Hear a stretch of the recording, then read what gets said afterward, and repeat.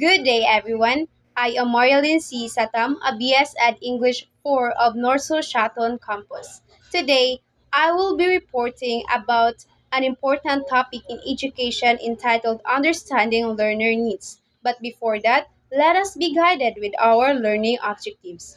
First, explain the five types of learner needs and their effects on learner behavior, motivation, and participation. Second, demonstrate appropriate teaching responses to different learner needs by performing a short role play based on a given classroom scenario. Third, express the importance of recognizing individual, cultural, and socioeconomic differences through a written reflection on an inclusive classroom. So let me begin with a quotation from educator Elena Aguilar. Says, meeting the needs of all students starts with knowing who your students are. So these quotations give us an important message as future teachers or educators. Before we can effectively teach our students, we first need to understand who they are, what they need, what interests them, what challenges they experience, and what motivates them to learn. We cannot simply assume that learners or all learners are the same. Students have different abilities, experiences, interests, and ways of participating in class. Because of these differences, learner may also require different types of support. So in this discussion, I will explain what learner needs are, their five types of major principles surrounding learner needs, and etc. So let us begin with the basic question. What are learner needs? So when we say learner needs, it refers to the requirements, support, and conditions that students need to learn effectively, participate in classroom activities, and achieve their learning goals. In simple words, ang learner needs, it refers to the things that students need in order to understand lessons, participate in class, feel supported, and successfully achieve their learning goals. So according to UNESCO, understanding a learner's different needs is important because students do not learn in exactly the same way. So this means that ang teachers, they need to identify both the strengths of learners and the areas where they need support. So therefore, teachers should not look only at academic performance. They also need to consider the learner's emotional, social, physical, and motivational conditions. Because of this, we can identify five major types of learner needs. So let us discuss one by one. First, we have the cognitive needs. So when we say cognitive needs, this refers to the way nga ang students how they think, how they understand. It refers curiosity, exploration, creativity, and meaning. So these needs are important because they influence how learners unsa nila pag-process of information, unsa nila pag-construct of meaning from what they are learning. So there are two important aspects of cognitive needs. The first is intellectual curiosity. So this refers to the learner's desire to explore mga unfamiliar topics and solve mga problems. So for example, a student may become interested in an English lesson because they want to understand kung unsaon pag-construct a sentence, unsaon pag-work sa word in a story. Second is creative discovery. Students should not only receive information from the teacher, they should also be given opportunity nga mo explore, mo create, mo ask of questions, and mo construct of ilahang nga own understanding.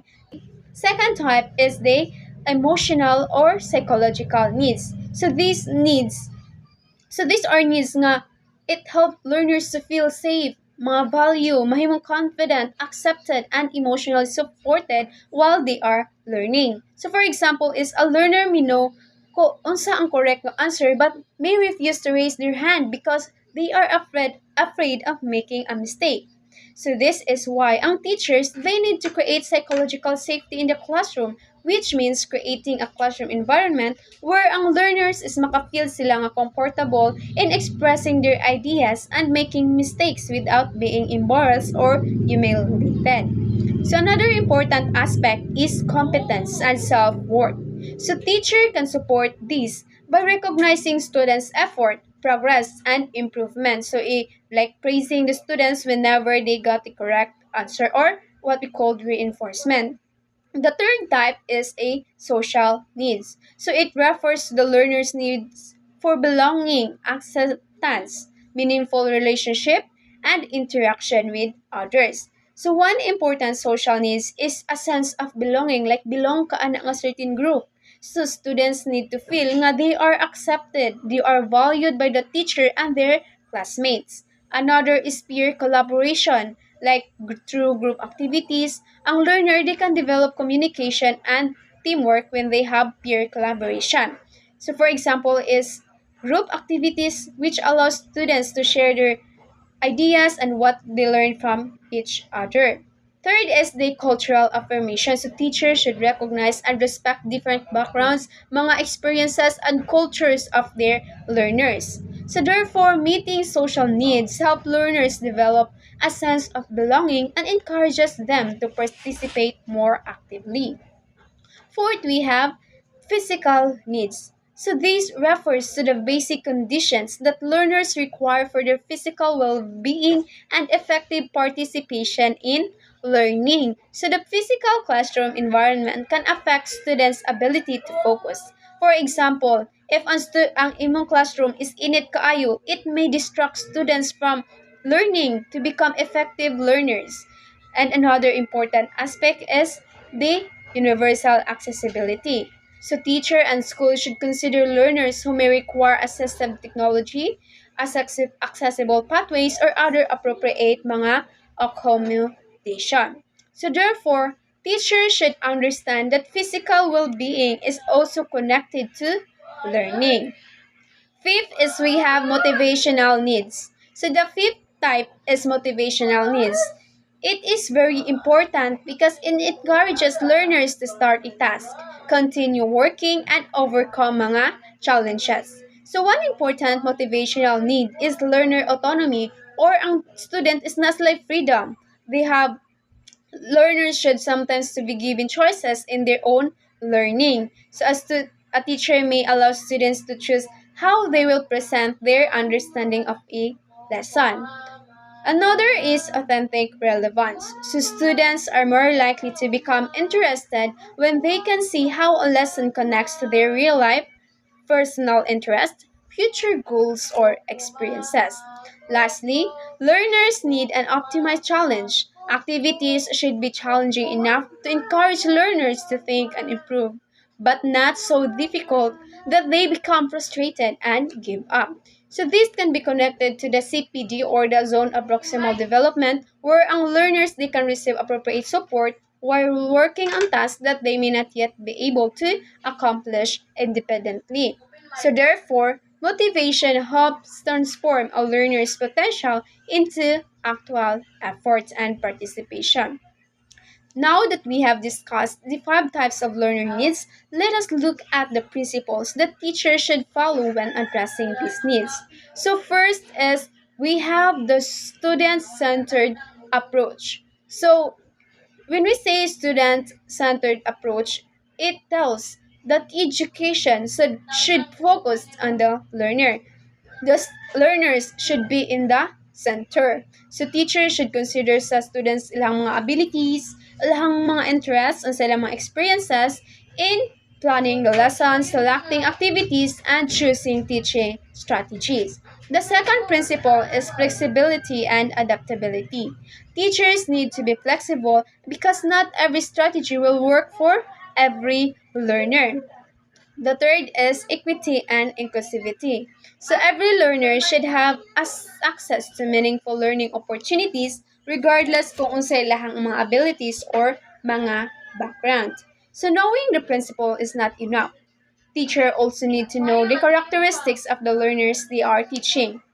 So there are four important learner characteristics teachers should consider. First is cognitive development.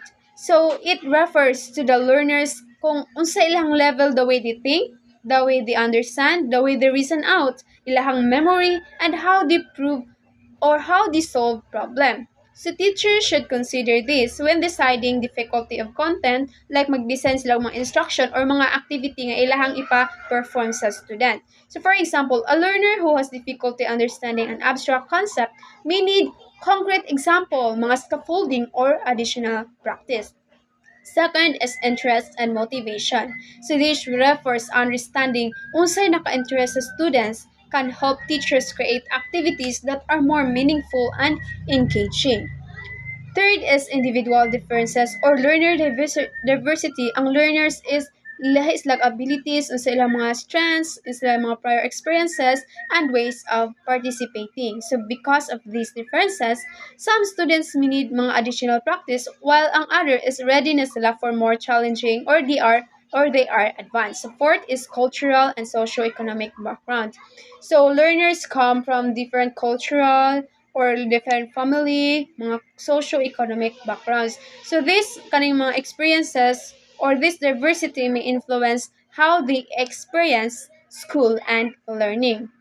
For example, is using example nga nagrepresent sa different cultural backgrounds sa bata which promote mga og inclusion and belonging.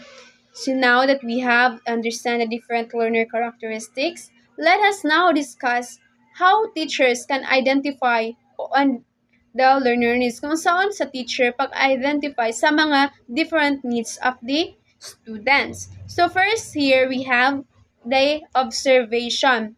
So this is where ang teacher mag-observe siya sa learners behavior, the way ang student they participate, the way they interact, and the difficulties during classroom activities.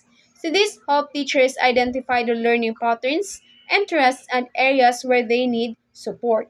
For example, is a teacher may notice that a learner understands the lesson but rarely or rarest lang ni participate in group activities.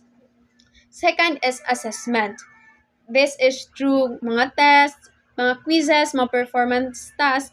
Ang teacher, they can identify learners' strengths and weaknesses and learning gaps. So, for example, is if a student have a difficulty with particular lesson, the teacher may provide kanang additional explanation or practice. So, third is we have questionnaire which provide information about learners' ilang mga interests, mga learning preferences, mga experiences, and concerns. So for example, ani is teachers can ask student about the activities kung asa silang activity nag-enjoy and asa po silang activity na lisdan. Fourth is interviews. So interview, it allow teachers to have one-on-one or face-to-face nga conversation with learners. So through this conversation, ang teacher, they can better understand sa ilang mga challenges, sa ilang mga experiences and needs. And also through this, ang learners, they have the opportunities na maka-explain sa ilang mga situation from their own perspective. Fifth is student feedback. So teachers can gather feedback through reflections, mga comments, or suggestion from the students. So kanisha is helpful for the teachers to understand what supports students' learning and what can still be improved. So for example, ani kay ang activity that teachers can ask students what they found helpful or difficult. So mo to siya mga reflection to siya sa mga student. So, teacher can identify learner needs through mga observation, mga assessment, mga interviews, or student feedback. Now, let us proceed to learner's needs and magpadayon siya sa behavior and how it motivates learner. So as we discussed, learners have different academic, emotional, social, physical, and motivational needs. So ang teacher, they really need to understand these needs and provide appropriate support for the students to become effective. Second is learners' behavior. It can reflect how they respond to their learning environment and whether their needs are being met. For example, is a student who rarely participates may need additional academic support, encourages, or another form of assistance. However, ang teacher, they should avoid immediately judging a learner based on their own behavior. Instead, they should observe carefully, ilang i-try og understand what may be influencing that behavior, unsay naka-influence ana. So, ito siya. Third is motivation and engagement. engagement. So, of course, if ang students is makafeel na silang supported sila, they are capable, they are connected, they are more likely to become motivated and actively participate in learning. Finally, we have learning and for participation. Positive motivation and engagement can encourage learners to participate actively, persist when tasks become difficult, and improve their learning. So, when teachers understand learners and respond to their needs, students are more likely to feel supported and become ready to learn. Alright, so to conclude, understanding learner needs is an important part of effective education. Learners have different academic or cognitive, emotional, social, physical, and motivational needs. So teachers should also consider important learner characteristics such as katong cognitive, mga individual differences, cultural, and socio-economic backgrounds. So that ends my discussion. Thank you for listening and I hope you learned something valuable from my discussion. Have a great day.